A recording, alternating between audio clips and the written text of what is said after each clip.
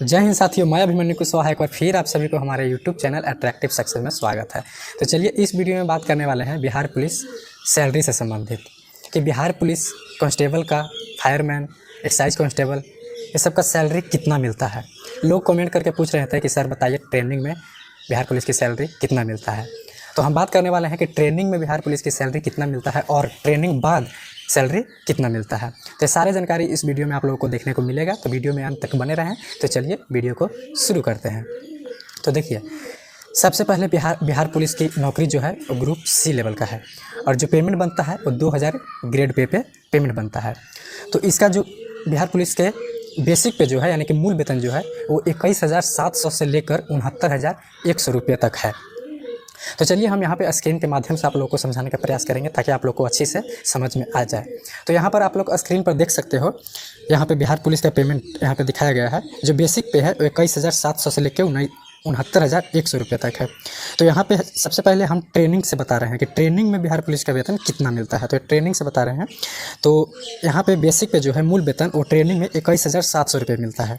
उसके बाद DA यानी कि डियरनेस अलाउंस यानी कि महंगाई भत्ता जो है वो 42% मिल रहा है अभी फ़िलहाल में, जो कि मूल वेतन का 42% यानी कि 21,700 का 42% अगर निकालोगे तो यहाँ पे 9114 रुपये यहाँ पे होता है।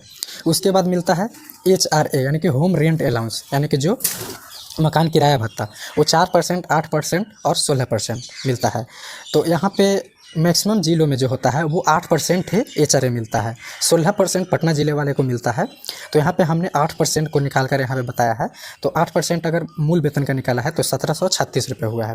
उसके बाद मिलता है यहाँ पे फूड अलाउंस यानी कि राशन भत्ता, ये जो है 3,000 रुपये मिलता है। ये फिक्स रहता है, सब दिन के लिए 3,000 फूड अलाउंस मिलता है। उसके बाद यहाँ पे मेडिकल अलाउंस मिलता है, वो जो है वो भी फिक्स होता है, 1,000 रुपये मेडिकल अलाउंस मिलता है।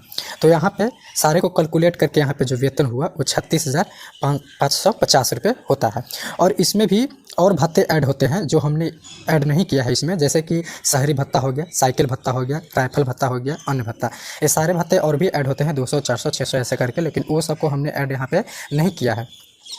यहाँ पे जो ऐड किया है वो मेन पॉइंट को हमने ऐड करके बताया है। तो यहाँ पे 36,550 रुपये कुल वेतन होता है। तो अब बात करते हैं कि यहाँ पे क्या खाते में 36,550 रुपये आ गए। तो यहाँ पे खाते में आपको क्रेडिट, इतना आपको बैलेंस क्रेडिट नहीं होगा, इसमें से कुछ अमाउंट कटता है। तो कितना कटता है वो आगे बात करते हैं। तो यहाँ पे आप देख सकते हो स्क्रीन पे, यहाँ पे एक NPS होता है, नेशनल पेमेंट सिस्टम, जो कि NPS में आपका सैलरी से 10% कटता है। तो कैसे कटता है वहाँ पे हमने कैलकुलेट किया है। यहाँ पर आप देख सकते हो, जैसे कि कुल वेतन तो हो गया 36,550। तो यहाँ पे बेसिक पे प्लस डियरनेस अलाउंस यानी कि मूल वेतन प्लस महंगाई भत्ता को ऐड करने के बाद यहाँ पे आप देख सकते हो हुआ है 30,814, यानी कि मूल वेतन 21,700 था और डियरनेस अलाउंस 42% को कैलकुलेट किए थे, 9114, दोनों को ऐड करने के बाद 30,814 रुपये हुआ। तो इसी का 30,814 का 10% कटता है, 10% कट कर NPS में जमा होता है। तो इसका 10% निकाला गया तो यहाँ पे 3,081 रुपये हुआ। तो इतना आपको NPS में जमा होगा। तो कुल वेतन तो था 36,550 रुपये और जो 10% कटा वो हुआ 3,081 रुपये। तो 36,550 से 3,081 रुपये हमने माइनस किया तो हो गया 33,469 रुपये। तो यानी कि 33,469 रुपये आपके बैंक खाते में आएगा। तो अब बात करते हैं कि क्या जो 10% कटा वो 3,081 रुपये ही NPS में जमा होगा। तो नहीं, यहाँ पे जो है वो गवर्नमेंट भी 14% जमा करती है। तो वो कैसे जमा करती है, यहाँ पे जो एक मूल वेतन हुआ प्लस महंगाई भत्ता है, दोनों को ऐड करने के बाद जितना होता है 30,814, इसका 14% गवर्नमेंट जमा करती है। तो इसका 14% निकाला गया तो यहाँ पे बताया जा रहा है 4313 रुपये। तो 4313 रुपये प्लस जो आपका 10% कटा वो दोनों को ऐड करने के बाद हो जाता है 7394 रुपये।